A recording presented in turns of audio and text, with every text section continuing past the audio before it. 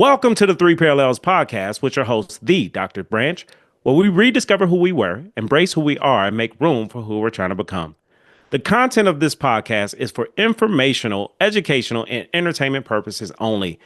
The information shared, including any materials linked to this podcast, is not a substitute for professional advice, therapy, diagnosis, treatment from a physician, therapist, coach, or other qualified professional. The views, thoughts, and opinions expressed are my own and do not reflect any of those organizations or affiliations that I may be connected with. This podcast is designed for edutainment purposes, which is the blend of education and entertainment. Viewer and listener discretion is advised. Gator Talk. Gator Talk is the post-show Q&A session for the podcast. Every Friday, let's get ready to take the Three Parallels podcast beyond the episode. Join me, 9 a.m. Pacific Time, 12 p.m. Eastern for Gator Talk, our exclusive post-show Q&A session. Kick back, relax, step into the living room, a space for open, laid-back conversations with your hosts, me, Dr. Jason Branch, and fellow listeners. Let's break it all down together, what resonated, what hit home, and what's shifting in your journey from who you were to who you are and who you are becoming. It's real, it's raw, it's Gator Talk. Don't just listen, join the conversation. See you Friday. The Gator Scales Journal. It's game time. The Three Parallels podcast just leveled up with a powerful new resource for your journey and transformation. Introducing the Gator Scales Journal, your personal guide to shifting you from who you were to embracing who you are and to recognize who you are becoming. This isn't just a journal, it's a game changer for your growth, mindset, and evolution. Click the link to order your copy today or check it out on Amazon. Take ownership of your progress and don't forget to subscribe, share, like, and comment. Let's get to work, baby Gators. Are you stuck in the trunk of your own car, watching life pass you by? It's time to slide into the driver's seat with a licensed therapist as your co-pilot. Whether it's your first time in therapy, you need a push for growth, or you finally ready to invest in your mental wellness, I got you. With over 20 years of experience, I help people move from who they were to embrace who they are and make room for who they're trying to become. Therapy with me is real, raw, intentional, authentic, and of course, hilarious. Let's break some cycles together, shift your mindset, and unlock your best self. I'm on the passenger side messing with the radio, holding the map up, and we're going wherever you would like to go. Give us a call today at 404-436-2540 or shoot me a text to book your free consultation. Check us out on the web at www.drjbranch.com. Look forward to connecting with you. Have a great day. Welcome back to the Three Parallels podcast with your host, the Dr. Jason Branch, where we discover who we were, who we are, and who we are becoming. And today's guest, I'm telling y'all, when I say fire, when I say hot, when I say real, raw, uncut truth and growth from who she was, who she is, to who she becoming, and more. Y'all know I love when I bring family in. And one thing I love about family, you don't know if this is blood or not, because the reality is it don't matter. Family is anybody that's connected to me that shares a story, shares a journey or experience. And this person is someone who I value in so many different ways because she played a huge role in me becoming this monster. We met several years ago, maybe 2007, 2006, one of those, around mentorship. So I was working on my own mentor program, and she was developing a mentoring program for the city of Birmingham at the time. And we connected, and it was just instant chemistry, instant energy of, ooh, I see you. You got something. I want to be a part of it. I want to be connected with it. And we ended up working together in the mayor's office, Division of Youth Services, for years, and just remain friends, remain connected ever since that time, and just grown in so many different ways. And now I have the opportunity in the platform to allow her to share herself with you all, because I'm telling y'all, you are about to be blessed. Come on. So we're going to stop here. Take a moment, get your journals out, because she's going to hit you in the head with a honey bun. Ladies and gentlemen, I welcome to you the one, the only, Miss Alanah Melton. Welcome to the show. Thank you so much. It's an honor to be here. I don't know who that person is, all those adjectives that you had, but we'll take it. We'll take it. We'll take it. Yeah, Way to set your girl up. I like to give flowers, and I'm thankful that you can accept them. So let's dive in. So that was my introduction of you and how we connected. I would love to hear your story or your side of how we connected, and then to go from where we were to where we are now. Your story is really accurate. Usually, there's There's my side, the other person's side, and the truth is in the middle. But you were spot on. Like you retold the story really accurately. I was listening to you talking, trying to remember where were we? It was a conference or something, and I heard you talk about your mentoring program, and I knew what we were trying to do at DYS, and we connected afterwards. And it wasn't long before you joined the team and really built two brands, right? Our mentoring brand, but then Jay Branch, like at the same time, you built both planes in the sky. It's been cool to watch both, honestly. We both have moved on from there, but I think a lot of the things that we put in place still exists. And now the department, that's no longer a division, that's a department now. So that's pretty cool. Um, really grateful for the friendship that has transcended what almost 20 years. Like you Yes, getting indeed. old. Yeah, because you don't age. You don't age. I don't. I do not. I do not. Plus my kid is a teen. So I'm at the plateau point. You got the little one, so you like Yeah, we just still started, baby. We just started. you just getting the gray hair. I'm at the point that we start covering it up. Like, you know what? We almost out this mug. But no, seriously, yeah, I think you recalled it right. A lot of sweat equity went into building a program. And I think it was transformative, honestly, for a lot of young people. Um, and then just the work that you're doing now, let's continue to stay connected. You never shying away from giving me an honest moment. Whether I wanted it or not, you gonna give it to me. But I'm extremely grateful. Um, so we talk about who we were and who we're becoming. You have a huge role. Your friendship has been a huge role in every step of that journey. So I'm really grateful. I love it. I love it. So that's where we were. Now, I didn't know we went from division to department, which is a big deal. And now, Yeah, fast forward where you are now and who we worked with during that time that happens right. to be in leadership now. And I want you to share the story. I don't want to share it for you, but where you are now is very different than where we were at that time, from the job to personal to professional and everything else in between. So, if you want, I would love if you share it with the listeners. Where are you now? What are you doing now compared to where we were then?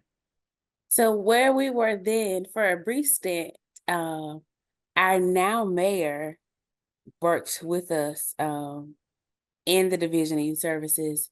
He's now mayor, and I get the pleasure in the mayor's office of service director of special projects. And I think I forgot to answer part of your question. You asked, who am I? And chief among the things that I am now, I fully embrace it. I'm a servant of Mm, this city that I love. Like, this is my city. This is where I was born. This is where I was raised. This is where I'm now raising my son. And Birmingham means everything to me. So to be a servant here, um, it means a whole lot to me. I'm also a mom, probably. I think about Jason Branch all the time saying, you wanted this, you claimed this, so you got it, so own it. When I found out I was gonna become a mom. And so on my tough days, I hear that playing back. Like, I willed that. I was walking around, won't see other folks' babies, want that life. And now I think mom is the proudest title that I have.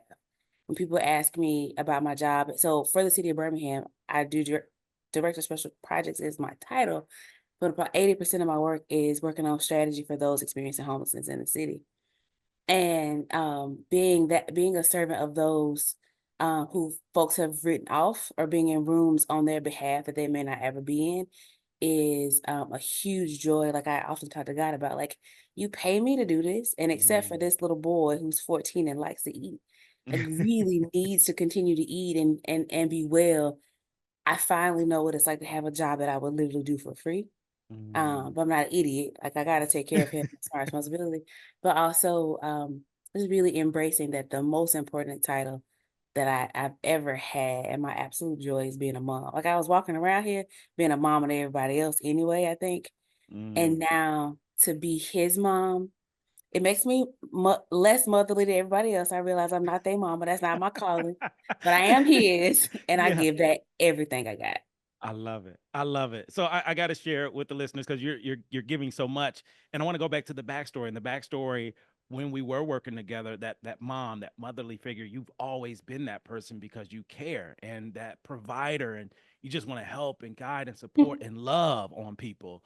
And what you were sharing earlier about speaking it, you were speaking about being a mom, and you spoke it a lot. And the reality is, it came. It came because you spoke. So I say it all the time, like, "Yeah, I want to be a mom. I want to be a mom." I'm like, "Okay, mom." Before you know it, here we are, where you spoke life in bringing this child into the world, and now he's no longer a child; he's a grown man at 14. Um, but you said it first. You thought it, you felt it, but you've always been this person. And then, God blessed you with a person to give of Right. you to. And to me, it's just amazing. It's full circle, us talking about it now, because I remember then it was a topic, it was a conversation, it was what you shared, but it's always been you. It's always been you. And now you see, like, okay, this is my actual child. Let me take care of this. And the rest of y'all gonna have to take a back seat. Stand for Which yourself. for yourself, which I respect. And it also speaks about the boundaries you've grown. You've grown some healthier boundaries. So if you could share with the listeners that transition of being a mom to everybody, to deciding I'm gonna be a mom to the person I had, and the rest of Yeah. y'all need to take a back seat. How did you make that transition? I will say life and mothering kind of forced a transition, and I probably went kicking and screaming though, Mm. because I thought, so I talked about being a servant, and I got a role that I get to work every day, and it allows me to serve others.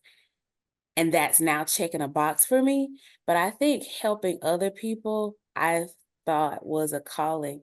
May have even been a little bit of false humility. Like, you know, I am incomplete. So let me go and complete others as Woo, opposed to doing the work on myself. time out. I told you. I told y'all. I told y'all. Woo. Could you So silly. well, let's go. We gotta go back. You dropping bars, you dropping gems. Like, this is life-changing information if you're paying attention. To the listeners, if you're paying attention, this is life-changing. So if you could go back and let's unpack that, because what you said is so profound based off of who you were to who you became. So that transition, share with us more about recognizing that. So yeah, like I was saying that I think it was happening gradually and I was rejecting it. I thought folks won't get the help, whether it's my family or my friends, if I don't help them. But not recognize that was my own brokenness. That was, yes, I do think there's times in life, since I was a little girl, my favorite song, and I get all the time that it's corny, but it's always been Lean on Me by Bill Withers. And I do believe to this day, today is my day to need help, but tomorrow may be yours. And we're supposed to do that reciprocity for one another when we can, right? Like when it's to your own detriment, then is it really help if you're helping somebody and you're depleting from an empty well?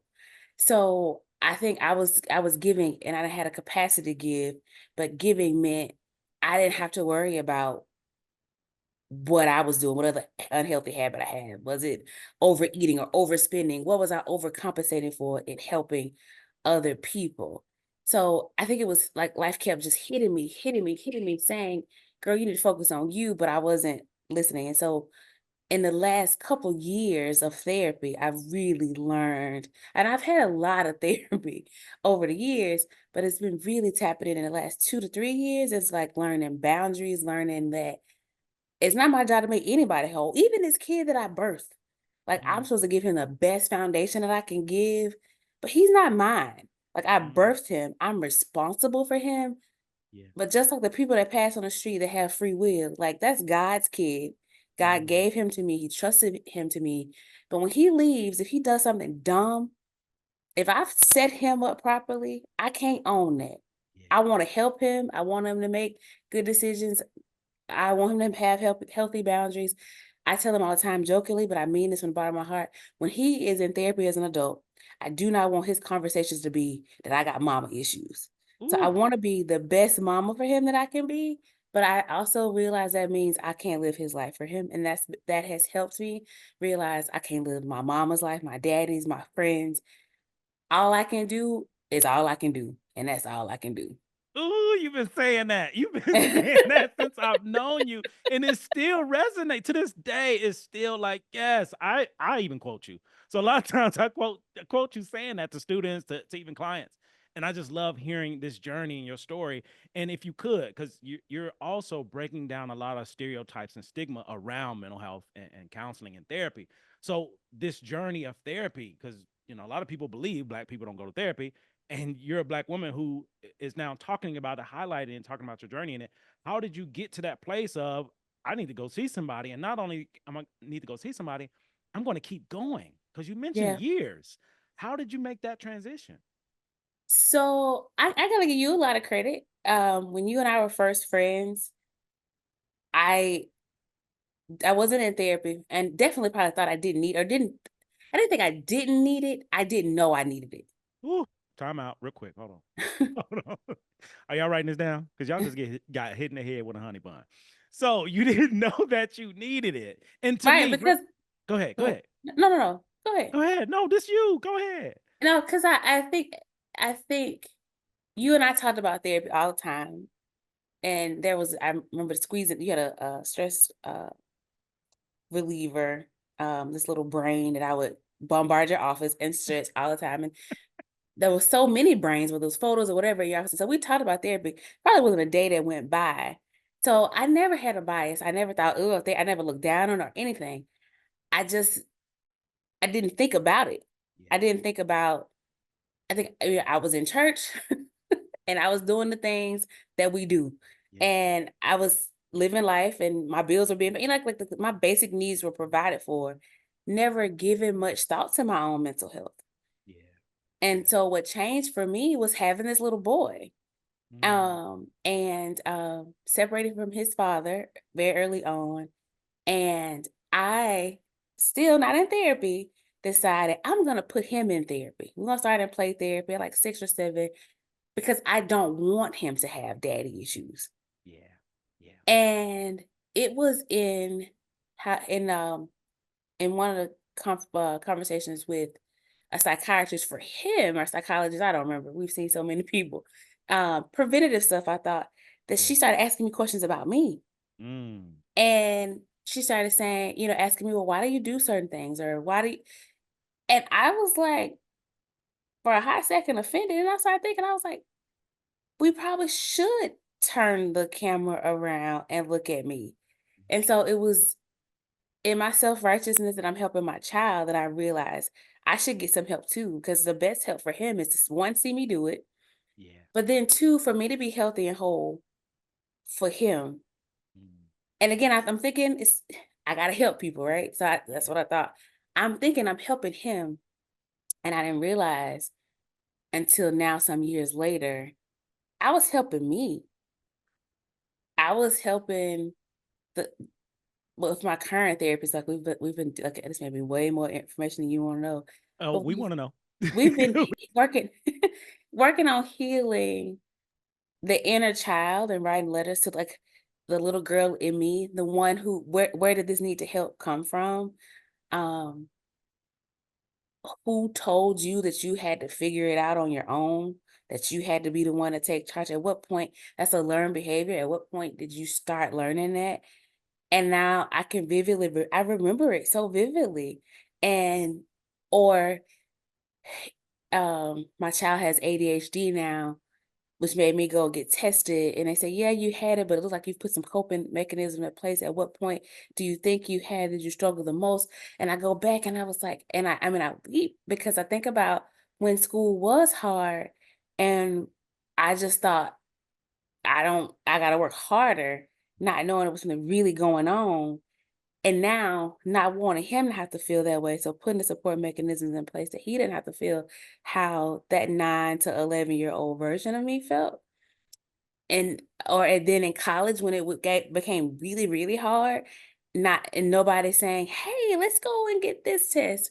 So I'm now I think about my mental health, but I think about your mental health and because I realize that when we're all healthy and whole, then we usually will have some healthy boundaries, which will equate to healthy relationships in our families, in our dating life, in our marriages, mother to child, father to child. Um, I mean, so many things. We're dealing here with the issue of gun violence. And I just wonder, like, what's the role? And if we had somebody to talk to and get out of our own head, get our own way sometimes, um, I just think it could be transformative. It's been transformative in my life. Wow. Wow. You heard it here first. Y'all heard it here first. Listen, we didn't talk about this before the show. Like, this is just happening organically. And that's what I love about this show. I don't know what's going to happen. And I love not knowing, because I don't know what's going to happen. But to me, on a spiritual level, this is God's work. That's And, right. and we just happen to be vessels and sharing our story, sharing our journey, where it can impact so many different people because it makes it real, it makes it plain. So I really appreciate you being authentic and transparent as you normally are, and sharing your truth, because you never know how you can impact the listeners by sharing your story. So I want to switch gears because you mentioned something where I want to go into this area related to relationships, where you really defined relationships in so many different levels of, I need to figure out who I am to figure out where I am in Yeah. relationships, romantic, family, friends, the whole nine. So it sounds like you have a great grasp on relationships now, maybe compared to the past, but now you seem to know what works for you and what doesn't. So if you don't mind sharing with the listeners, how did you develop that and what does that look like for you? Um, Therapy. Um, so I have to say my relationships with my therapist have evolved, and I've had to go through a number of therapists. I'm really fortunate that I've never had a bad therapist. Mm. I do think at different points in my life, I've had to change based on either what I needed and what their services, what their kind of specialty was. And I think as far as all of my relationships, whether it's my parents, whether it's dating, whether it's my son, every therapist I've had has had kind of a different approach, which Mhm. has been really good because there's no one size fit all in any of this life. Mhm. I don't know that I've gotten it figured out with dating, but I can say I'm a lot more decisive. It's like, hey, what do you want to go eat? I don't know, whatever you want. No, I do know. Actually, I do. The issue is I'm not comfortable if you can handle the answer, Mm. or I don't know if I feel safe telling you the answer. Yeah. Before it was I don't know, because it was again false humility. It was let me let me just kind of placate and go with what you know. I've been studying the Enneagram, if you're familiar with that at all.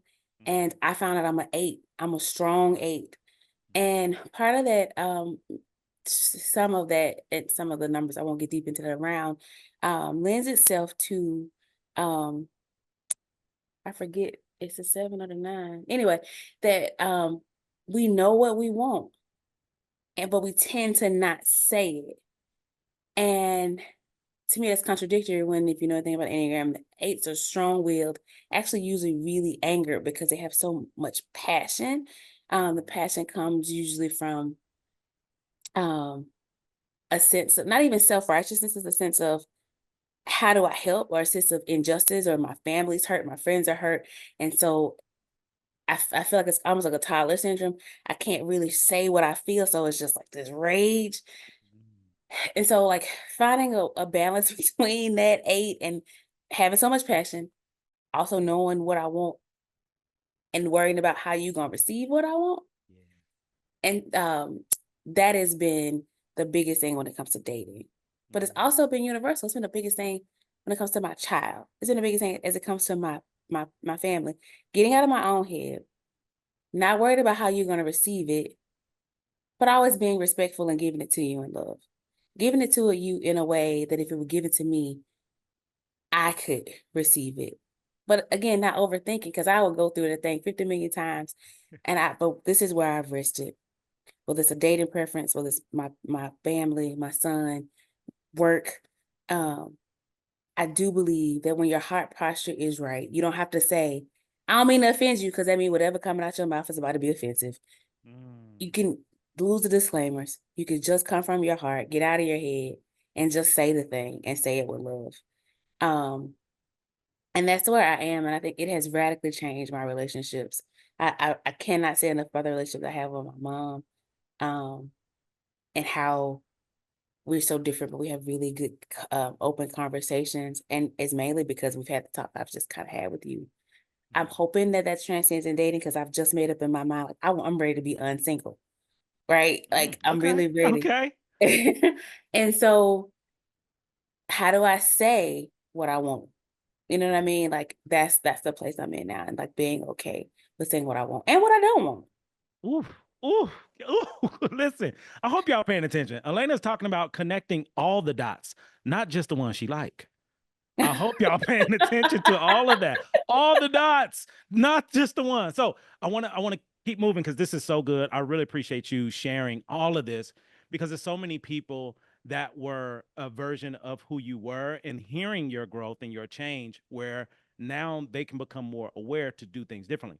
So one thing that I don't know anything about, I've never lived this life, but you've lived it and you're living it, is the I call it the conflict or the shift or the change or the struggle with mothers and daughters. And it sounds, yeah, it's, yeah, we got to go there. We got to go because I can't speak on it. I don't know what that's like. I don't know what that's Yeah, about, but I know a lot of women, grown grandmamas, great grandma, a lot of women yeah. deal with this and they don't know how to manage it or navigate or work through it. And some are adult women that are still little girls when it comes to their mother. And it Mm-hmm. sounds like what I'm hearing from you is you're a grown ass woman and your mama is too. And we can have a conversation as adults Mm-hmm. versus who we were previously. So I would love if you shared your experience and your journey to get here, to have these courageous conversations with your mom. So let me start here by saying my mom is absolutely amazing. She is hands down the most kind person I know. Um, I think we went through a rough spot when I realized that I think every child does. My mom is not always right. Mm, Not just with me, but with other people, mm-hmm, with how she deals with herself. mm, And I didn't have the words at points, and I probably was judgy for whatever the thing is. Like, mom, why do you handle me this way? Why do you handle others this way? Why don't you speak up for yourself? Like all the things. And so that made conflict. yeah. But then when I learned, one, I'm not responsible for my mom. Come on. Come real quick. Uh, Hold on, real quick. For those who are listening, you don't see the audio. She's putting the finger up, which means y'all got to write down this the first point. This the first point. I need y'all to know because there's some people watching, there's some people listening. For the um, listeners, she put up one finger. Okay, that means you need to write this down. Keep going. but two, look, you got me thinking about my fingers Tear now. it up. Two fingers. Two, how long, this is in no particular order, but how long am I gonna hold her accountable for the things she can't change, for the things she didn't know, for the things that hurt me that I didn't tell her? Because earlier and I talked about a period of 9 to 11. There were some things that hurt, and I do remember my mom and we've talked about it recently. Actually, I remember for most of my life, young life, we were so close, and when I tried to talk to her about things, and I don't want to make it seem deep. She got remarried, and I was just wasn't feeling it. Like it wasn't nothing real deep. But I tried to tell her, and she heard me, but she didn't hear me. You know, Mm, and and that's when I shut down. So from 11 on up, didn't look like 9 and younger anymore, yeah. right? And it's like, at what point do you keep your behind on your shoulders because of that? Like, girl, you grown now, and you all right. Like some stuff, Mm, you just gotta let it go. Um, And then how also learning, I guess this would be the third thing. I'm not my mom. ooh, Just because she ooh. did it away and that was fine for her, maybe it wasn't fine, but I don't like it and I ain't gotta do it that way. You know, the story of Yeah. the newly married bride, and she cuts the pot roast all the ends off because Yeah. she saw Uh-huh. her mama do it for so many years. And then the mama's like, why you do that? And she's like, because you did it. Well, girl, I Yeah. just did it because I ain't have a pot that was big enough. You got a pot. Put the whole, don't throw the roast away. And I think that's so many life lessons of how we've thrown the ends away or thrown something out just because it was a learned behavior that wasn't necessarily right or doesn't necessarily fit. And so I understand.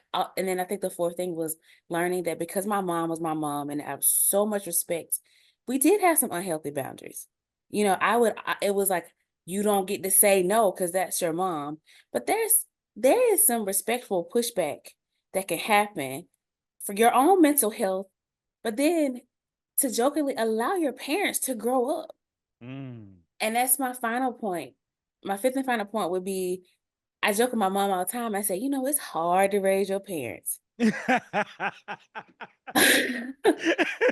it's the truth. True story. It's hard to raise your parents. One, especially when you're still raising a child. So you got this, and then you got these people. Like I got this teenager that don't listen all the time, and I got these grown folk that don't listen all the time. But also, it's hard to raise them because at any moment they can get the but I'm the parent card. Yeah. And then you go and tuck your tail. Yeah. And you have to realize that the circle of life is for real. At the point when you were crawling and didn't know how to walk, they showed you the way. And if they were good at it, and I don't know this life, but even if they were jacked up at it, I do believe, and it's my belief, anybody can get mad at me, but it's my belief. I ain't pushing on nobody else.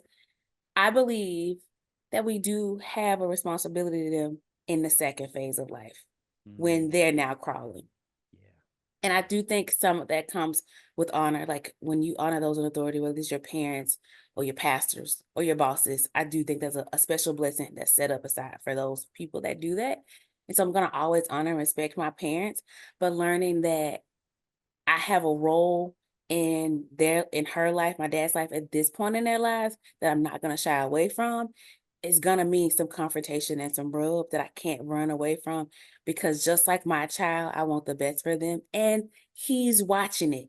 Yeah. So when I get to that point where I'm now crawling again or struggling to walk, I want to pattern it so well that he says, I can do this with my mom because she did it with her mom, with respect and boundary and a level of joy, because she set healthy boundaries. She said, no, mom, I'm not going to do this thing, but I got these others, but I'm going to leave that for you to do. I know he's watching me, and and that's my only child, unless the Lord says something different. So I'm depending on him getting it right. So I better get it right before. I love it. I love all of this. All of this. And to the listeners, y'all got 5 life-changing tips, tools, skills that you now can use from somebody who's done it and currently doing it in real life in real time. And big shout out to your mom. Big shout out to your therapist, especially your therapist. Big shout out. But bigger shout out to your mom, because I have the privilege of knowing your mother and connecting with your mom. And I just want to share with the listeners a little bit of Southern hospitality. Uh, Here's the scene, okay? We working, we grinding, we doing our thing. We host different events. Now, this is back in the day. We'll host different events. We working, we tired, and Mama Melton would always take care of us. And just to give an example of how I was taken care of to this day, she would make lemon pepper fish, grits. Like it would be brunch, but all I would eat is the fish and the grits. And I mean, I would eat so much until exhaustion and definitely finna take a nap. And to me, that was Southern hospitality, because she always took care of everybody else, which it sounds like you picked that up too in your own way, but you've unlearned it. And now you're giving in a different way. So big shout out to your mom, bigger shout out to your therapist, because these were entities that you connected with to help you become the best version of you possible. And I love what you're sharing, because what you're sharing is freedom. What you're sharing is Amen. evolution. What you're sharing is healthy boundaries and a mindset that to me is healthy when it comes to a relationship between a mother and her mother.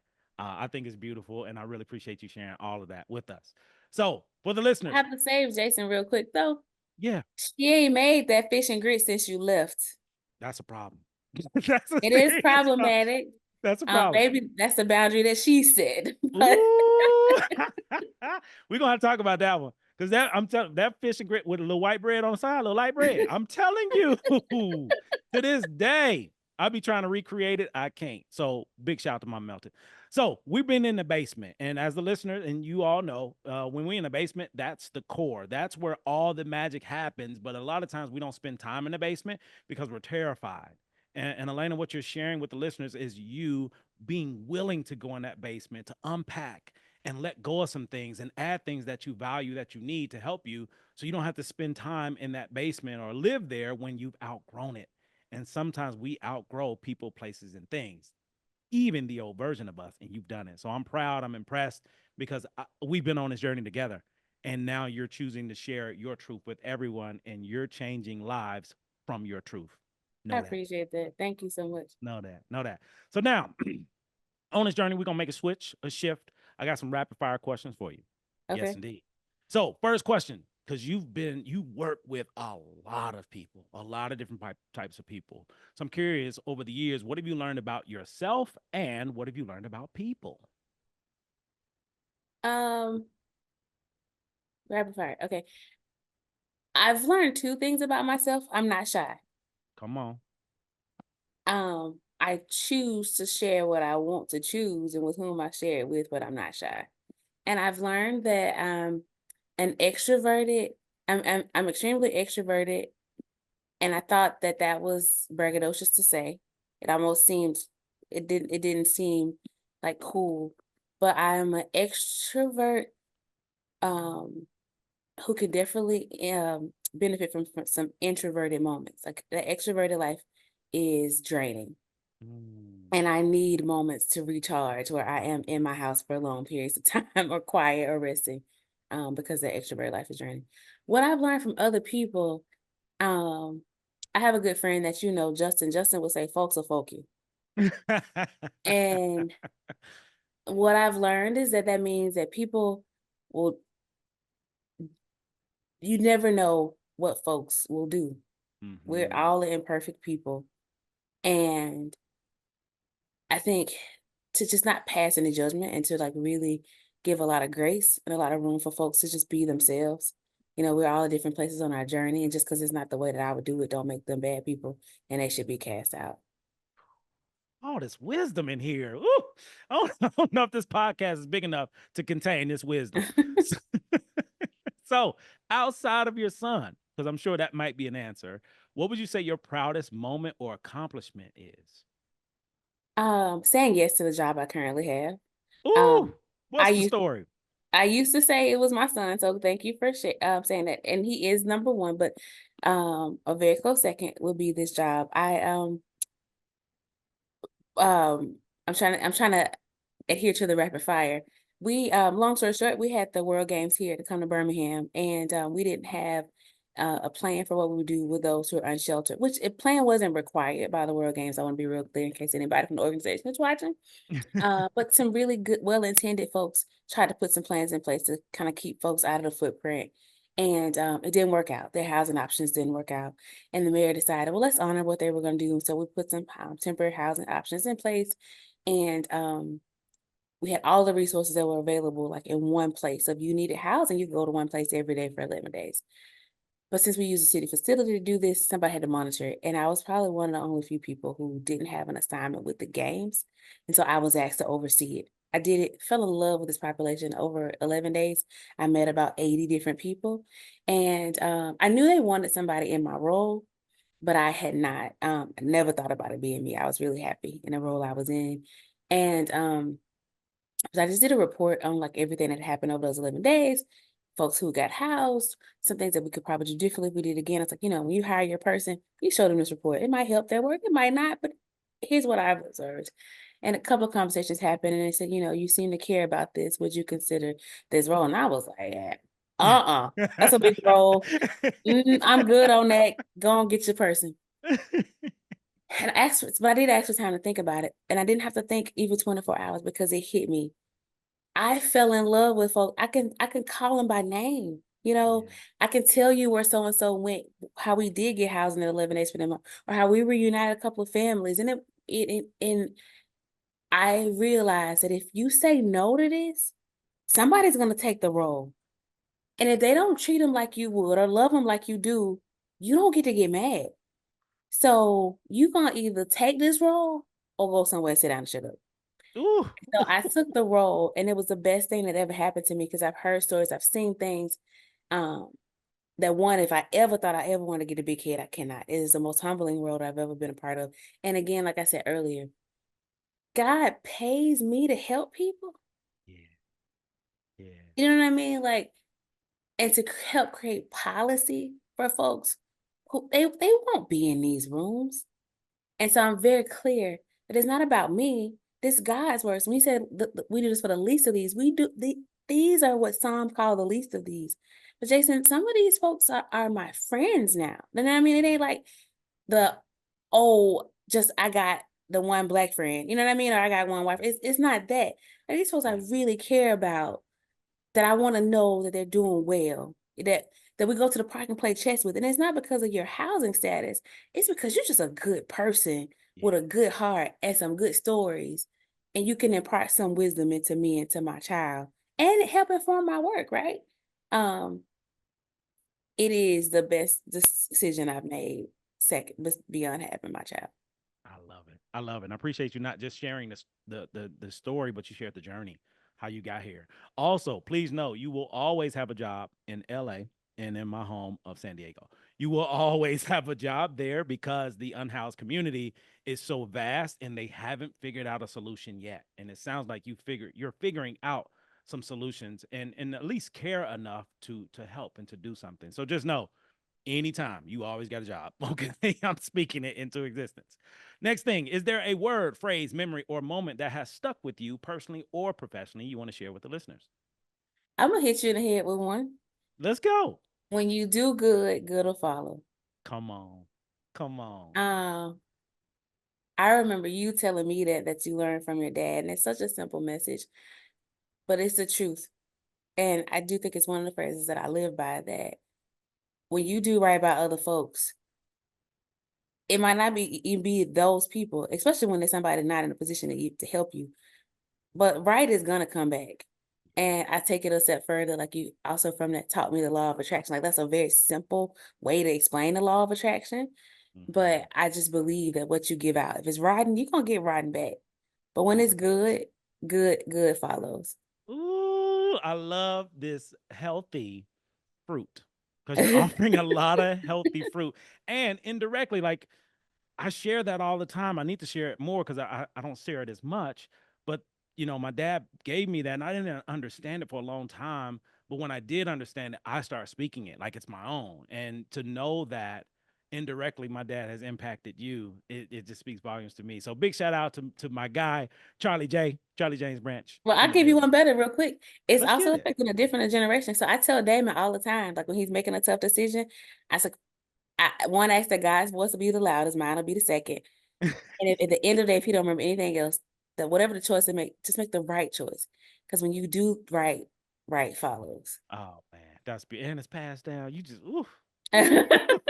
I I do wasn't tell him that ready. all I the wasn't time. ready. I wasn't ready. All right. So last two things. What's an interesting fact about you or something about you that people wouldn't believe? Oh, I don't know that they wouldn't believe. I don't know. I feel like I share so much that people probably would believe what I Anything say. you Like, say? I'm not, I mean, Well, not like I'm putting them under a spell, but like I would hope to say I built up some credibility that folks will think, oh, she said it, and it's probably the truth. Um, I don't know. I think maybe, especially at this point in my life, they probably wouldn't believe that there's not really anything I'm afraid of. mm, I used to live in, you talked about freedom. I was in so much bondage that I wasn't even aware of. And so mm, now to know, because even death, like death used to be the thing that I yeah, was afraid of. And then I became a mom, yeah, and I got something to live for, and living life to the fullest. It sounds so cliche saying out loud, but living life to the fullest makes me not afraid to die. Like, I think if you leave it all on the dance floor, it's just like it comes a point and you look at this world and it's so much that's going on that's hard. And it's just like, yeah, I could be okay with not doing this forever. You know, like maybe I got the best of it because I got pure love and joy from this kid, and I hope I gave it back. So I think that would be the thing, because people who knew me years ago knew that there was so much I was afraid of. And to know that there's not really anything I'm afraid of anymore, I think might be the most shocking. It is shocking because I'm shocked. Well, I haven't and met then this version. so to the point of freedom, I am free. I'm free in Christ, but I am free in every way. And I would not go back in bondage for anybody. That's real. And that's been to the point about parents, what's changed my life for my mom. Because I had a friend that played this, like, we just kind of played this game about that was bondage and I'm on the other side. And then we went back and forth and they were just naming things. And, the answer was no until it was, but what if your mom? And I had to look my mom in the eye and tell her, as we talk about the journey and the freedom, man, I love you so much, but I ain't going back in bondage to get you out. Yeah, that's real. And I said that as part of conversations, like her own freedom journey, like how important it is for me, for her to be free. Cause I know you love me. You don't want me to go back into that. Yeah. And I think if I'm any good to the folks around me at all, it's because I'm free now. Like that bondage, it came with a level of manipulation, because I'm so afraid. I'm a whole thing so closely. I don't want you to get far either, because I'm afraid of what happens when you get far or when you try new things that I'm not open to. Man, that's not healthy for me or anybody around me. Man, that is beautiful. And that's freedom. That is freedom. You explained everything around it. And for all the listeners, if you're not in a place of freedom yet, these are breadcrumbs that's being dropped. I hope you're paying attention, to give you an opportunity to do some things differently in order for you to have that freedom. As Alanah mentioned, she had to do this for herself and she figured it out and she will never go back. But for many of you, you can't even leave yet because you haven't put you first. Marinate on that. Last thing, life work. So on this show, we don't do homework. I don't believe in homework. Well, I believe in it, but regardless, homework, you take it home, you do it, you turn it in, you never remember it again. For this show, we do life work. So life work, you take it home, you do it, your life will change. So if you can offer something to the listeners, some life work, a keepsake, something for them to do that can change their life, what would that be? All of it. And that's AU. Yes, spell it out. Seriously, I was going through my mind really quickly, like what worked for me, and I so I could spell it right, I would say it would be all of them, ALLUM, All because of them. I've tried it all, and I would say so journaling, and and then that works for some people, but if you're inconsistent like me, then maybe it's not your friend, but maybe it's your friend for a season, and knowing that when that season's passed, or if that season is just down for a few weeks or months, that journal, you can always pick it back up. Mm-hmm. Right. Um, but working out, meditation, um, uh, um, not sage, but like what is it? The diffuser with aromatherapy, yoga, and then just taking them traveling, like Mm-hmm. taking a moment for you, whatever that looks like for you. Like I think so many people at different times, well, girl, you just need to journal or you should fast. I think it's an inside job for a reason. It's got to be the thing that's going to hit you. And so I've mentioned things that I've tried, and for a different point, they've served a purpose. They've been really good for me for that time. And I used to get so upset with myself when I couldn't journal consistently, or if I forget, or if I fell asleep when I was meditating, or or if I didn't have the money to travel, because travel is my love language. I love Yeah. to go.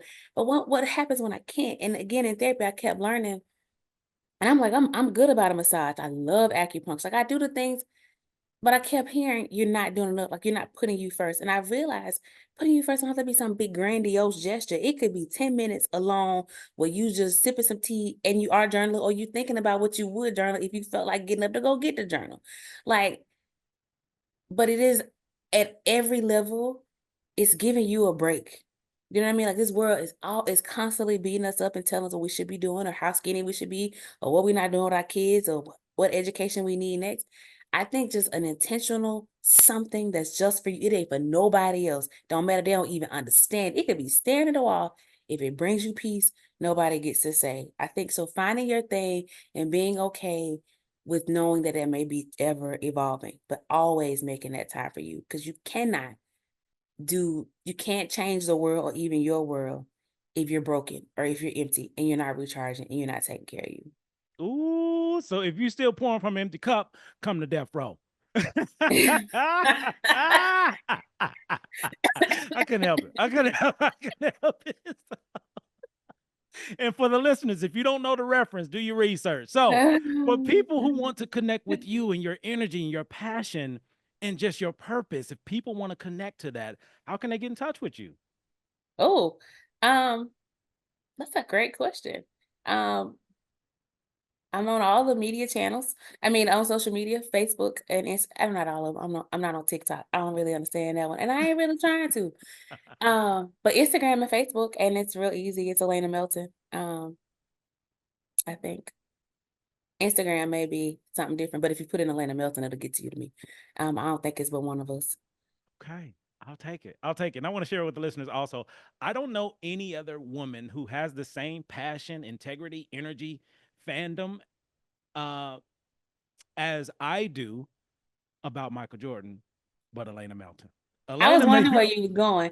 I was wondering where you was going. I was like, is he finna say something embarrassing? Oh no, no. No. I've never met anybody who has the same passion. I've never met a woman that has the same passion that I have about this man, who we will always be a fan to. Like, it's our brother. Right. And anybody that says he's not the GOAT, I will fight. We will fight. Let's I not will get tell muscle you on it. though, I got somebody new that I haven't talked to you about that. He's not the GOAT. It's Okay. like MJ and everybody else. Okay. Barack Obama just confirmed this though, that I don't Yeah. think enough people talking about. It's Kevin Durant. I just want to put it out there. I want to put it out Okay. there. I don't think KD get enough love. Okay. I think that dude is really special. And the fact that Barack Obama just did his top five, if you hadn't heard it, you should go listen to it. But he started with Mike and he Yeah. ended with KD. And when Mm. people be talking about the best, they don't usually put KD on it. And Agreed. I think dude is special. Maybe I'm biased because I think he has a wonderful mom. I think that might be it. I think that might be it. But I remember, I believe, all jokes aside, that honor comes to those who honor others. And the way he honors his mom, he's not gonna be left out of many conversations because he got to get it back the same way he give it out. Shout out to the real MVP. Thank you. That's right. Thank you for sharing all of that. Again, I appreciate you. I love you. I value you. Love you I back. cherish our friendship, our journey together, and we're not done yet. We ain't done until we're dead. So I love that. And even then, that's what legacy is about. Forget that. Come on, preaching here now. Come on, preach. If we did Woo. this right, it lives on. You're absolutely right. Absolutely right. So thank you so much Jason, to this the was listener. fun. Thank you. I'm This was glad to really hear. fun. To the listeners, as you can see, this is us. This is who we are. We just allowed you all to be a part of this conversation. I hope, no, I don't hope, because hope just got Obama in office. I expect that this podcast has given you something, at least one thing that you can take to use for yourself to enhance your life and live that level of freedom that we're talking about. I expect that this podcast has been a blessing to you. And if it hasn't, listen to it again. If it has, share it. Give it away. Don't keep this information to yourself. Don't be a gatekeeper. Open up the floodgates and share this podcast. My name is Dr. Jason Branch. This has been another phenomenal episode of Three Parallels Podcast, where we discover or we transition or transform from who we were to embrace who we actually are to make room for who we're trying to become. Thank you all for listening. Thank you for being here. Thank you for your presence. Thank you to our guest, Alanah Melton, for just being who you are authentically. I'm proud, I'm impressed, I'm appreciative, and this is only the beginning. Much love to you all. Have a great day, night, evening, morning, month, whatever it is. Have it. Peace.